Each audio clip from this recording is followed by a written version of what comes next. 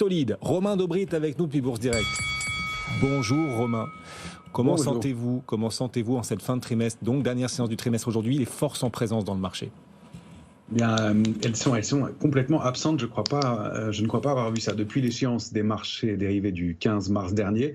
L'intérêt sur l'Eurostoxx n'a pas bougé du tout. On avait 2 606 000 contrats futurs ouverts sur l'Eurostoxx et après 8 séances de cotation, il y a à hier soir 2 608 000 contrats futurs. Je rappelle que la moyenne c'est plutôt 3 800 000 contrats futurs. Ça veut dire qu'au cours des 8 dernières séances, aucun intérêt ne s'est construit, n'a été ouvert. C'est-à-dire que alors que l'Eurostoxx a progressé de plus de 2%, de 25% sur les cours actuels.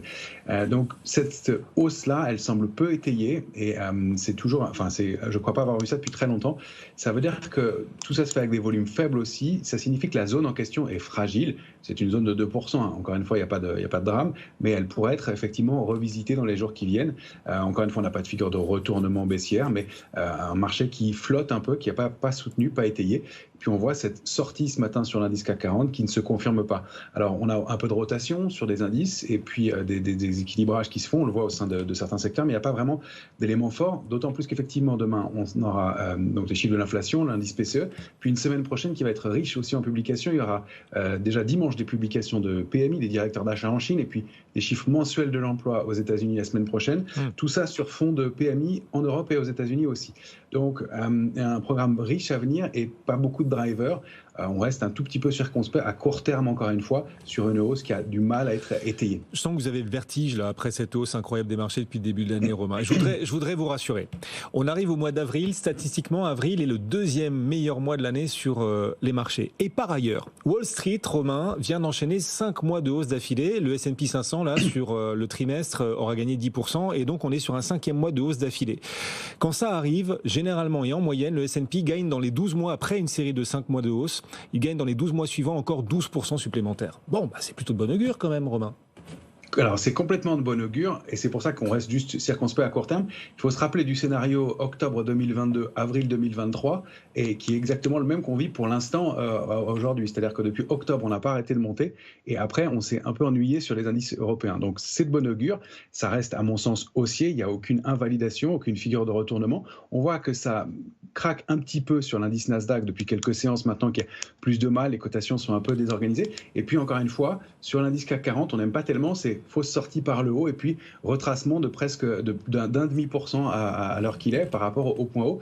On essaye de déborder le trading range qui était 8146, 8242 et puis on le réintègre un peu brutalement, doucement, sans accélération, mais on n'arrive pas à s'extraire par le haut de ce niveau-là pour l'instant. Encore une fois, à la veille d'un rendez-vous important. Alors, si on arrive à déborder 8242, la cible, c'est 8338 sur le futur. Si on recasse 8230, on est juste au-dessus pour l'instant, eh bien, on a des chances de revenir au milieu du range 8194. Le bas du range, c'est 8146. Le risque, c'est une consolidation un peu marquée si on accélère pour aller chercher une zone 7982, 8054. Vous voyez, je ne m'inquiète pas beaucoup, mais il faudrait, à mon sens, un petit trou d'air, un petit élément pour redonner un moteur, un peu d'énergie à ce marché qui en manque en réalité et les cotations sont un petit peu désorientées sur l'indice CAC 40 notamment. Oui, le marché un petit peu courbaturé là, voilà. Il a besoin d'oxygène un petit peu le marché et peut-être d'une respiration. Ouais. Du côté des valeurs, vous avez repéré un titre, là, une valeur de la cote à Paris qui, à vos yeux, présente un potentiel technique intéressant. Ce titre, c'est Eurofins, Romain.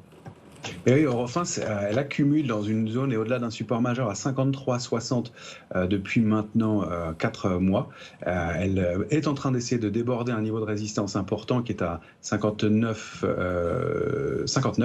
et elle sort d'un canal baissier au sein duquel elle évoluait depuis juillet 2022. Alors elle en sort très timidement, il va falloir confirmer ça en clôture, mais ça peut être un point d'entrée pour un titre qui est vraiment très en retard et qui effectivement est stable dans un marché pour l'instant qui est aussi, en ligne avec un marché stable, mais avec une perspective de hausse qui pourrait l'emmener rapidement à 65,90.